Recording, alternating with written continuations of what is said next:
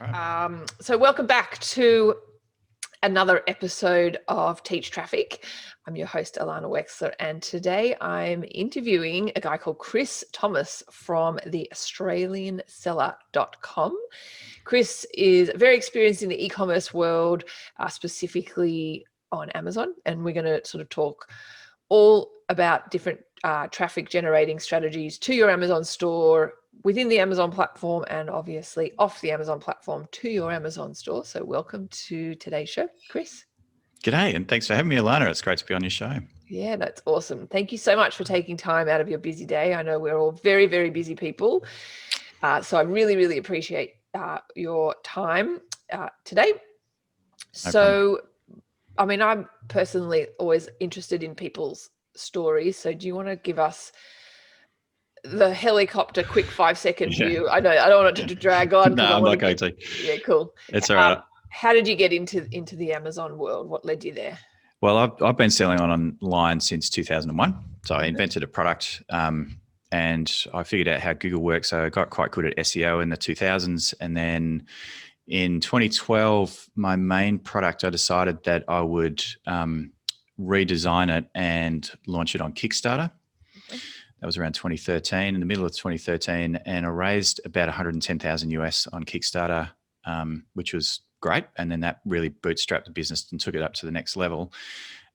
Continued to sell on my website, doing regular e-commerce, with AdWords and SEO, that sort of thing. But then decided, having met a friend who was selling Amazon at the time, who just started and was doing very well, that Amazon would be an excellent new channel for my business. And so launched on Amazon at the beginning, I think, of 2015, and it just took off. And I've been selling Amazon ever since.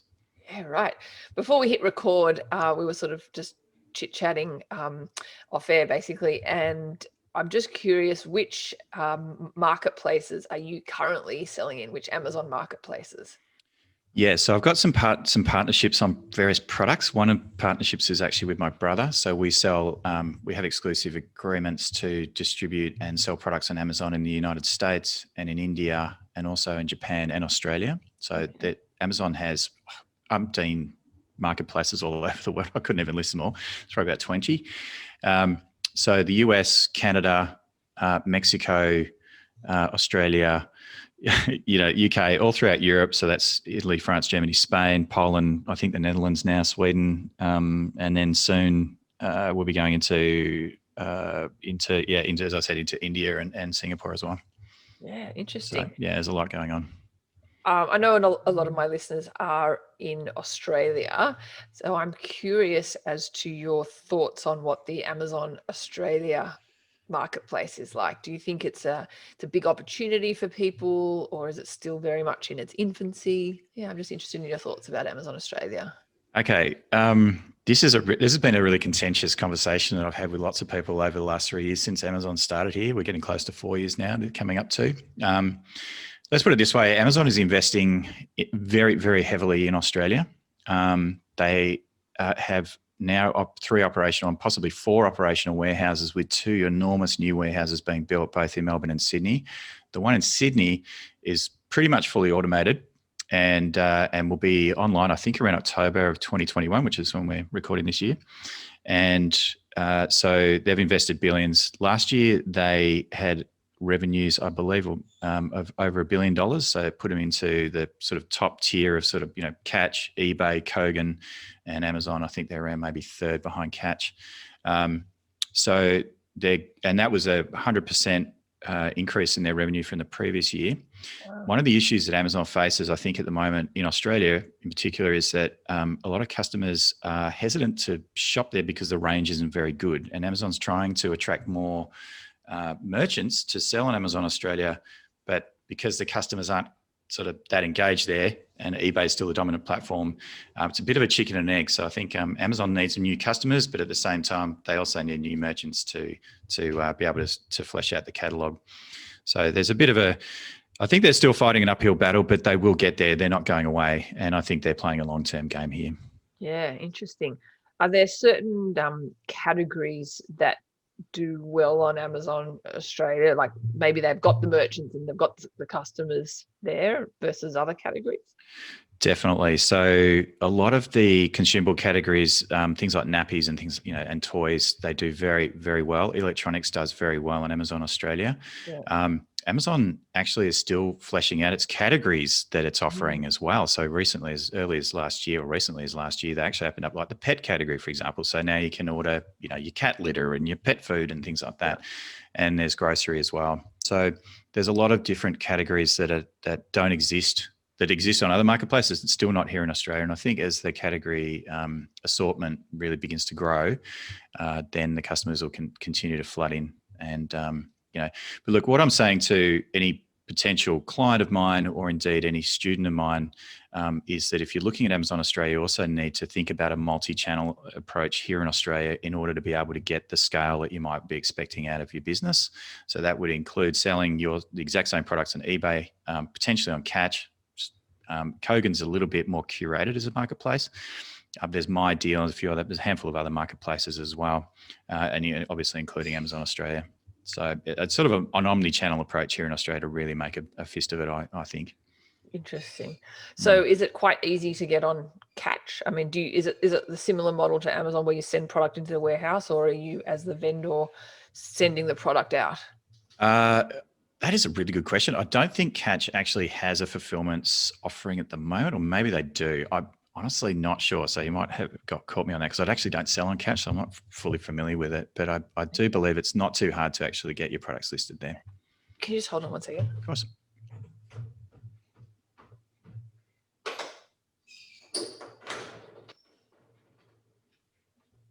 My dog wanted to go out. When the dog's got to go, the dog's got to go. I've got a dog that's when it's in, it's out, wants to be out, and when it's out, it wants to be in. But yeah, anyway. Yeah. No problem. Anyway, so we'll just resume back now. Great. So that's really interesting. And what would you say to somebody who is looking to get into the Amazon game if they're located in Australia? Would you recommend starting with Amazon Australia, or would you say there's not enough people in Amazon Australia, don't start here? Would you then, do different marketplaces first that have a lot more traction, like the US, for example? God, that's another really great question, Alana. I think Amazon Australia is a great place to get started, cut your teeth and learn how Amazon works, because it is a lot different to eBay, incredibly different in many ways. So it might be a great place to sort of launch your very first product, to understand the process from one end to the other. So, product research to some extent, sending a product to an Amazon warehouse and what's involved there, creating a shipping plan or an advanced shipping notice, right through to listing optimization and keyword research, and then out to, the sponsored advertising, which we might touch on a bit more detail. The big difference is really, so I'm going to try and answer your question in a roundabout way, but Amazon in the United States is it's to some extent quite saturated. So whereas, and so it can be a lot more difficult. And the riches on Amazon in the US are in the niches. That's really the saying's never been truer. In Australia, the riches are in the top 100 best-selling products. You need to have a product that is in a fast-moving. There's a lot of keyword volume and research. That's or basically keyword volume. A lot of people are looking for the product on Amazon in Australia, and so there's various tools that you can use to assess that keyword volume to understand the demand. Because on Amazon, keywords are products effectively, and that's the only way that people can actually find your product generally. Apart from say today's deals, where people just shop for stuff, they don't even know what they want to buy. They just look for something that's cheap. The only other way that people find products on Amazon is by typing keywords into the search bar. It's the search engine. Yep. It's different from Google. And so some of the tools that help us understand now, which have recently been released, in fact, as early as this year, are ZomGuru. So they've got a keyword research tool that tells us the volume, estimated volume. And then there's another established product too called Helium 10, which also gives us an understanding of the volumes as well. They're probably the two that I would trust at the moment. There are other products that I don't trust, or tools. So to answer your question, I think the money is probably in the US. But there is also money here in Australia, but it's a great place to learn and not sort of get too burnt. You can lose your shirt in the US if you don't know what you're doing. Yeah, totally. I know some people really have a look at what's doing well in the US and then bring it here, bring it into Australia and different marketplaces. Yes. How viable do you think that strategy? Very viable. Very viable. So that's actually the approach that my brother and I have taken in Europe and soon in India. We've taken an extremely successful product in the US. We've got in touch with that brand owner or that product owner and asked if it's okay for us to sell their product exclusively in these other marketplaces, and obviously we're doing the same thing in Australia. Mm-hmm. And it has just turned into an absolute money-making machine, and that's just one product. So obviously, right, we're on the hunt for more of those sorts of products to basically do sort of an international wholesaling, or to some extent arbitrage, I suppose, but take those products that are just being sold in one marketplace, and that definitely works here in Australia. I mean, though, what's stopping that particular brand from just doing it themselves and putting them in the other marketplaces? Nothing's to stop them from doing that. It's just the headache. And, if they're doing very well in one marketplace, things like taxes, like in the US, sales taxes really just aren't a big issue. Amazon collects all the sales tax for the seller generally now. So, but to go into the United Kingdom or into Europe, the VAT requirements there, you've got quarterly, basically the same thing as a BAS here in Australia with your GST. And there's just a lot of compliance that exists elsewhere compared to, say, the United States, particularly for business. So a lot of sellers just in the US or United States citizens that sell in the US just go, oh, it's just too hard. Yeah, I'm just not going to bother. So leave it to someone who knows what's going on over there, Yeah, fair enough. That makes sense. I'm mindful. I really want to talk to you about the Amazon PPC platform and their sponsored stuff. But before we do, I've been dealing with traffic for a very, very long time. I kind of often say to people, it's like the PPC world is like dog years. So I've been in the game for a very long time, and I know that success with any kind of advertising online hinges on having a product that sells and that people want, or as we said before, an offer that converts. So you can send the best traffic in the world, but if people don't want your product, it's like I often say to people, it's like putting lipstick on a pig, right? So I just want to kind of ask you, before we get into the traffic stuff, what is the biggest mistake that you see people make when it comes to creating their products? Look, when it comes to Amazon in particular, or just generally, certainly on Amazon, the biggest mistake I see sellers make, and often I have coaching students that come to me and they've already selected their product, they've already set their product into Amazon, and their mindset is they've seen the revenue. The tools tell us, like the Helium 10s and Design Gurus, like, this product, there's a whole bunch of products on page one of Amazon that are, water bottles, for example, making, $200,000 a month. Yeah.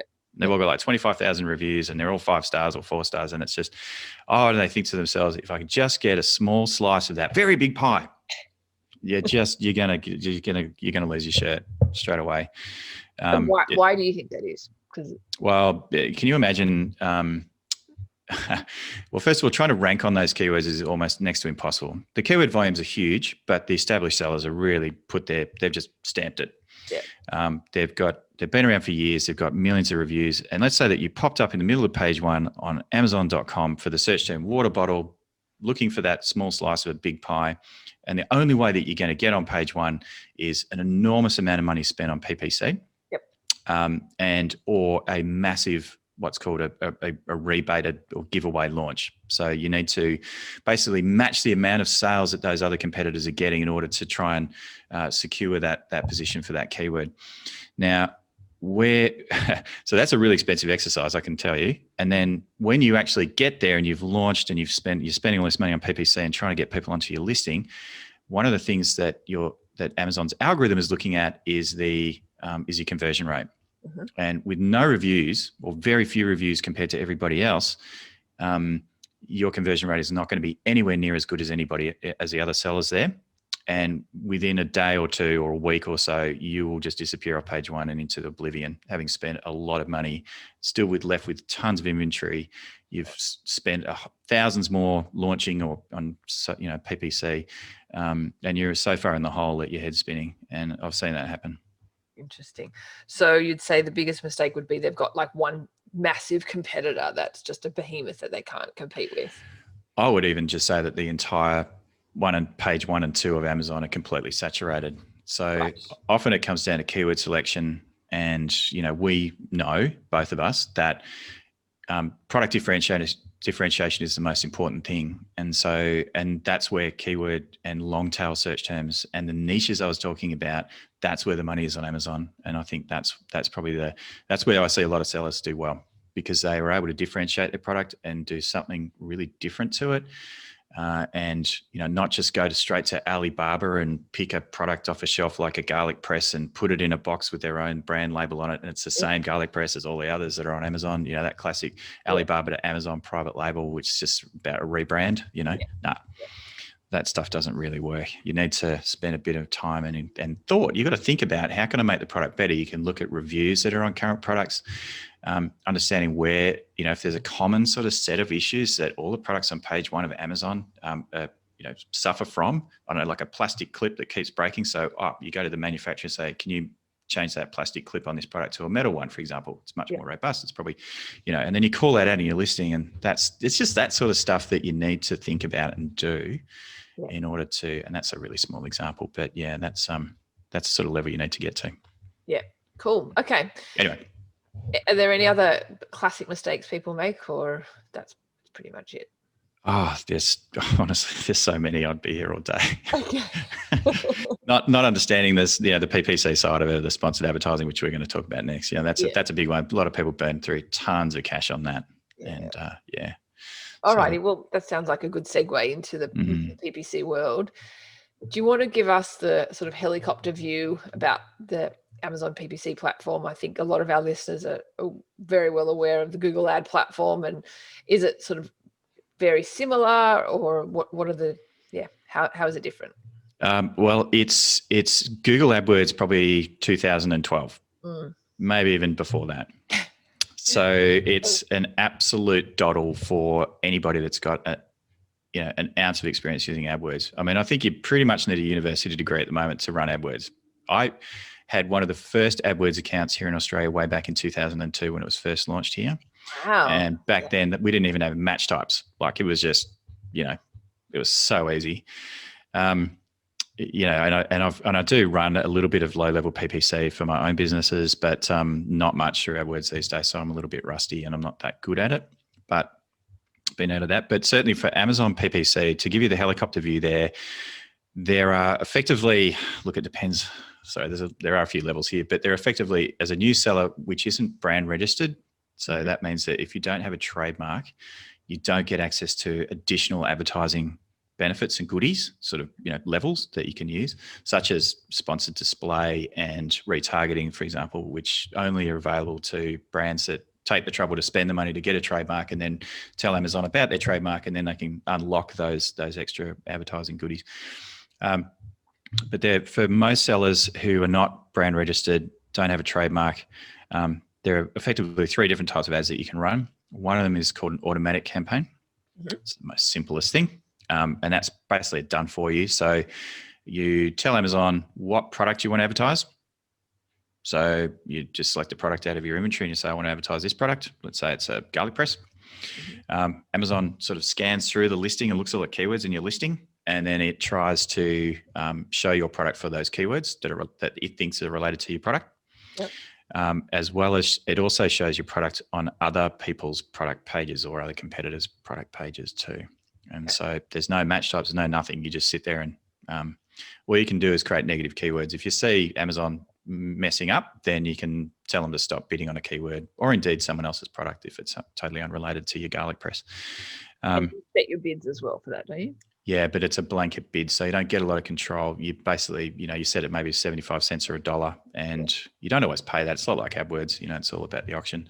Yep. So, but you just tell Amazon what is your maximum that you want to spend per click, and let them do the rest. The other type, sorry, this is turning into a detailed conversation about a helicopter view. Sorry about this, Alana. But and then the other type, of course, is the manual keyword and targeting, which is, and there's a couple of nuances in here which I'll discuss, but where you've got match types, you've got keywords, you've done your keyword research, you're pretty confident that garlic press for garlic and all these different keywords that you've found in your keyword research, you can throw those in and have granular bids on each of those keywords. And you can also set match types, and you've got ad groups, you've got campaigns and ad groups and that sort of thing too. So you can break out your ad groups into, right, well, this is my exact match ad group, my phrase match ad group, my broad match ad group, so on and so forth. And the very last thing that you can do is you can actually deliberately select people's products to show your products on too. So you can actually bid to show up on people's products. And often what we do in our world is that we look at our automatic campaign when we first start launching a product, and we look to see whether we've received conversions on other people's products. Okay. And if we have, then we bring those products into a product targeting campaign. So we're not targeting keywords. We just want to tell Amazon, show our ad or our product on these other people's products. Of course, you want to negative that out of your automatic campaign so that you're not bidding against yourself within two campaigns. And then you can sort of granularly set the bid for each individual product that you're targeting. So what you're implying is that you use your automatic campaign as like your discovery campaign. Correct. Like Amazon, go away and find me traffic, go away and find me products that are similar to this, or where you think my ad should be, and keywords that people are using, and get the data associated with that in order to then replicate into manual campaigns. Spot on. Yeah. And then you just get that much more control at bid level, so that you can, you may have products or keywords that sort of perform well in the automatic campaign. For whatever reason, they're not doing particularly well in the manual campaign, and you can just lower the bids down to 20 cents, or you've got a product or a keyword that's really going off, and you can throw the bids up because you know that you're still making money. Okay. What about, is the long-term view with that strategy the idea that you're ultimately going to be turning off that auto campaign, or is the view that you will always keep that auto campaign running and it will just feed your manual campaigns? Yeah, that's right. So I think generally speaking, what I do is after about a month of discovery, is, to your point earlier, which is really well expressed, is to not actually ever turn off the automatic campaign, but what I do is I run it at super low bids. So occasionally I get in the auction, and super low bids, I mean probably about 15 to 20 cents US. So I'm not getting a lot of traffic or impressions indeed, but they just seem to perform quite well. And Amazon's reporting is quite primitive as well. We've just got ROAS, whereas before they had their own system called advertising cost of sales. Where it was expressed as a percentage of, like if you spent $100 and you made $1,000, then your ACOS was 10%. Whereas, with ROAS, it'd be the inverse of that. Conversion rate data, it's really something you have to work out yourself to some extent. So you don't get a lot of conversion rate information though. So, but getting back to your original question, the automatic campaigns, I just run them very low. I always get them going. But once I've got the data, that's it. What would you say is a typical conversion rate of a product page? And I guess my question is more in the context of, is there a minimum conversion rate of your product page which it needs to be at in order for PPC to be successful? And if it's lower than number, should you fix your listing first before you start PPC? Does that kind of make sense? It does, yeah. I think PPC would be extremely difficult to make profitable if you had a conversion rate lower than 10%. 10%. Yeah. So ideally, you would have a conversion rate of around anywhere between 15 and 30. Okay. Anything above 30, I've seen it, and I've got products that do that, but it's rare, but it's a great place to be.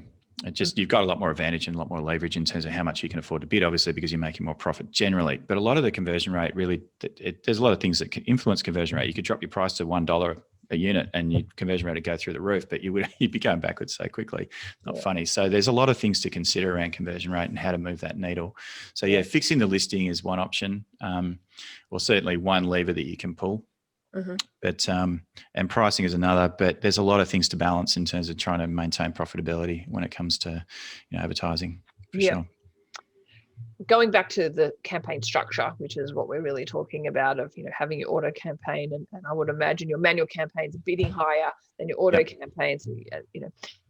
Do you split that out even further and create an exact match campaign which bids the highest? And then the next layer down is a broad match campaign, also manual, and then at the bottom of that pyramid is your auto. Do you kind of go to that level of granularity? Yes. And I also do phrase as well. So I've probably got about 4 levels in there. Right.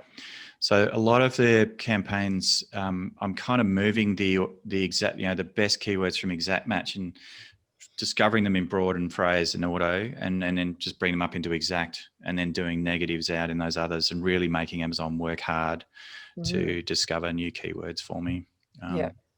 But after a while, honestly, it does become I'm just checking my advertising once a week. Interesting. When you've dialed it in that much, it just depends on what you're trying to sell. Yep. Okay. And just setting daily budgets and things like that, so you're not bleeding out, too quickly. Yeah.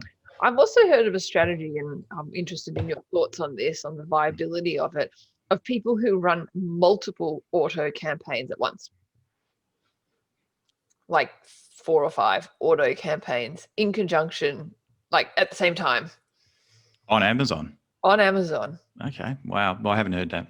Yeah. Oh, you haven't heard that? Okay. No. I'm an old school advertiser on Amazon, so I don't get it. Like, there's all sorts of things I've heard about, like waterfalls and things like, there's just 1,000,001 different ways to skin the cat. Yeah. But running multiple autos, no, I've never heard it. Never heard of that. So I've tried it's it. Interesting. It actually did not do too badly. Just all right, I'll have to give it a try. I'm just going to make a quick note here, Alana. Multiple. In fact, I might ask my Facebook group to see if anybody else has done that and what the results have been like. That's really cool. And bid different amounts for it. Yeah, that's what I was thinking. Yeah, don't want to match it all up. It's a bit pointless. Yeah. So as I said, I've done it, and I was quite surprised actually. I got a ton more traffic, and I got some extra sales that way. Anyway. Nice. Thank you. No worries. I want to also touch on sending external traffic to an Amazon listing. Yes. That's something that I've dabbled with, but I'm really interested in your thoughts on it. Obviously, you can't do Google Shopping because you need to send shopping ads to your own product page, not on Amazon, but possibly Google search ads. Yep. Have you done that, and your thoughts on it? Yes. So Google Ads into Amazon is a really good idea. And it seems to work very well in the United States. So the reason why is because the destination URL is actually Amazon, and hundreds of millions of Americans, I wouldn't say hundreds of millions, but certainly over 100 million Americans are Prime members. They have an annual subscription that they pay to get free shipping and all the other goodies that Amazon offers. So when somebody in the US, for example, is on Google and they see there's a product that is on special or something, and the destination URL is amazon.com, there's a lot of trust associated with that, and the propensity to click through and go on Amazon to buy is a really good idea. Well, certainly very attractive to them compared to, say, someone else's, to your own website.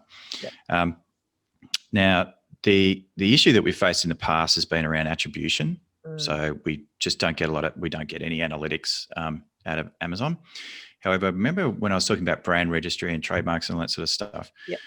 If you do take that trouble, and I strongly recommend to anybody that's listening that's serious about selling on Amazon, is to get a trademark. And you can use an Australian trademark to get brand registry in a marketplace like the US, or indeed anywhere pretty much in the world. And what that enables you to do as well, is apart from the advertising stuff I was talking about, but you can also set up what's called a brand store. And it's basically your own, almost like an HTML store within Amazon. So it's like amazon.com/your brand name. And you've got this sort of showcase of videos and product pages and products and text and images and whatever you want. I mean, it's basically a website within Amazon. And if you send traffic from your AdWords campaign, you can mark up the destination URL from within that section of Amazon's Seller Central area where you're selling from. In your store builder area, you can basically mark up your traffic and create that attribution, and Amazon will report back to you. Okay, you said 100 visits from an AdWords account or an AdWord, for example, into the store, and that resulted in 10 sales. And it also tells you the revenue as well. So then you can go back and work out what your return on investment is from your AdWords perspective.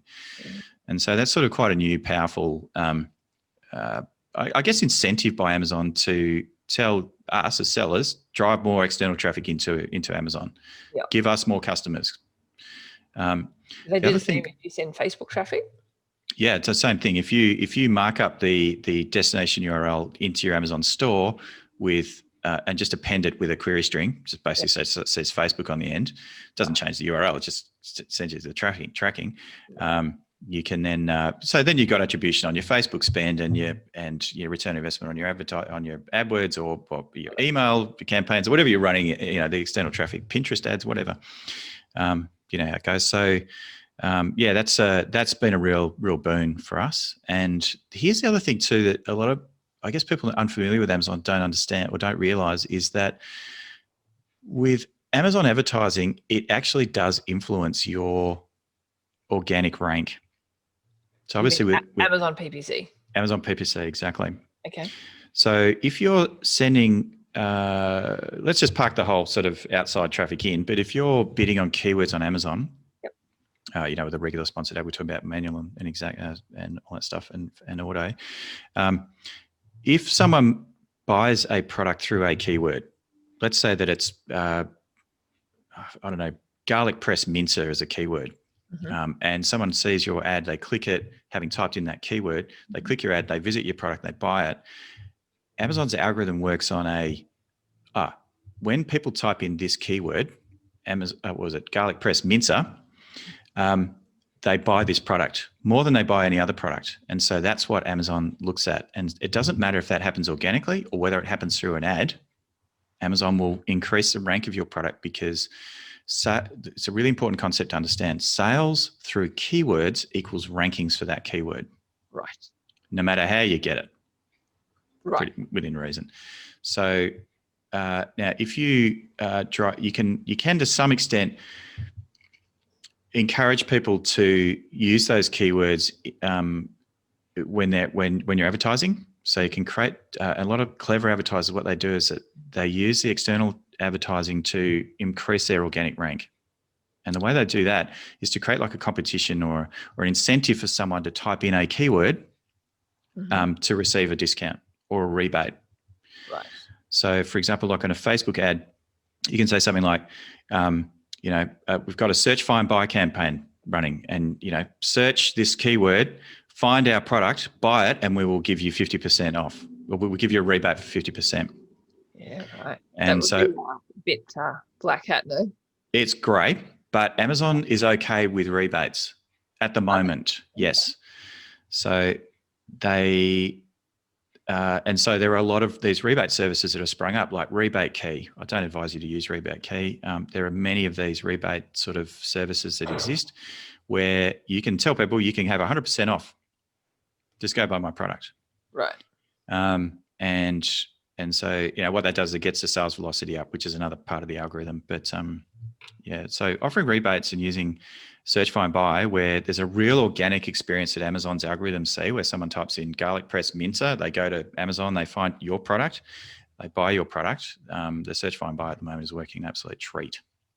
Interesting. And is that against Amazon's terms of service? No, it is not. Interesting. Nope. And I guess there's no real way of them proving that they searched for it other than that they just managed to find it because you didn't provide a link for it. That's correct. Yeah. The big mistake a lot of people make is that they send their outside traffic straight to their listing. Right. It's actually better to, it's a very difficult thing to explain verbally. We almost need to do a screen share, but another way that you can send the outside traffic in is to, with a keyword associated with it, is to drive it into, how do we do this?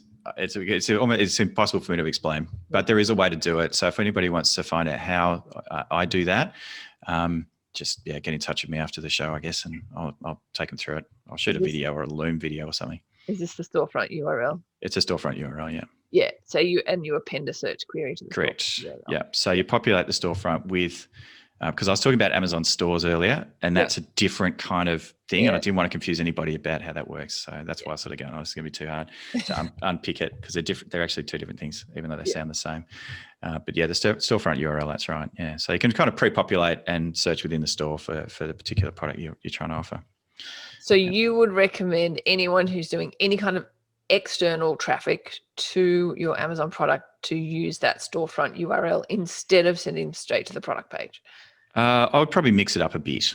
Right. Yeah, look, storefront URLs were working amazingly well about 2 years ago. They don't work quite as well today. In fact, nowhere near as well as what they used to, because Amazon sort of tweaked to what was going on. Yeah. But they still do work to some extent. Yeah, so it's still worth doing. Okay. Is there anything else that you would like to let our listeners know in terms of sending traffic to your Amazon listing, either within the Amazon platform or off? No, I think, look, that pretty much covers it. All I could say, really, just to sort of put the full stop on this, is that Amazon loves external traffic being driven in to your product page or to your storefront, or indeed to a search find by. No matter how it happens, if you drive traffic into Amazon, Amazon's algorithms now are definitely rewarding products that sell from external traffic. Yeah. So Right. they want as many new customers as they can get. Never, ever forget that they're not your customers, they're Amazon's customers. And if you want to pay for traffic to drive it in, then Amazon will reward your brand and your products with better rankings and hopefully more sales. Yeah, cool. And lastly, sorry, my dog is going crazy. It's all right. I love your dog. I don't know why. Very happy. She normally is like just sleep the whole time. That's all right. What would you, I guess our final sort of parting words for our listeners, what would be, I guess, the number one advice that you'd give someone looking to sell on Amazon, or who already is selling on Amazon? Look, there's no doubt that, I was talking about Brand Registry earlier. I think it's not going to be long before you won't be able to sell on Amazon without trademark and without being a legitimate brand. I'd say that's probably. I wanted to ask you something on that. I know there are many sellers who sell lots of different products in a number of different categories, and therefore should they have multiple brand registries, or they just create like one brand registry and then put all the different brands under that one? It's up to them. That's a complex question for. I think if you're just a pure Amazon play, you've got some brand name that doesn't make sense to anybody. It's WYSIWYG, or something. And you're just about, I just want to sell as much stuff on Amazon as I can, and I want to get access to Brand Registry so that I can do the advertising and all the other stuff that we talked about, storefront, whatnot. And you're really just a big old department store full of weird and wonderful various categories and whatnot. Go crazy. It's fine. I think if you're trying to build a legitimate brand, it's better or brands, if you've got multiple brands, in some cases it may in fact be better to have multiple Amazon seller accounts. So you need to ask permission in order to be able to do that, but it is possible to do it. And then have each brand separate as separate stores, Amazon Seller Central accounts. That way, if one of them really is going off, or you decide to take some money off the table, you can sell that brand. You can sell that entire store to a new owner. And the valuations on FBA businesses or Amazon businesses are through the roof right now. Yeah. So I'm doing a lot of consulting with a lot of these third-party aggregators. There's a new one here in Australia called Una Brands. They've got $40 million US, and they are spending it like, crazy on Amazon. I'm helping them transfer Amazon businesses from existing Australian owners to them at the moment. Yeah, for really good multiples. Yeah, amazing. Cool. Well, Chris, you've been a wealth of knowledge. Thank you so much for been fun taking the time to come on today's show. And if any of our listeners want to find out more about you and what you're up to, where can they find out more information about you? Well, you can contact me directly via email at chris@christhomas.com.au. It's pretty straightforward. Or wander over to my Facebook group, which is the Australian Seller Podcast Facebook group. Just go to theaustralianseller.com/Facebook, and I'm in there, and I'll let you in and approve you, and you can DM me or whatever we do in there, chat. Yep. Sounds good. Well, thank you so much, and we'll give this a wrap. Thanks so much. Thanks heaps. Thanks, Alana. All the best.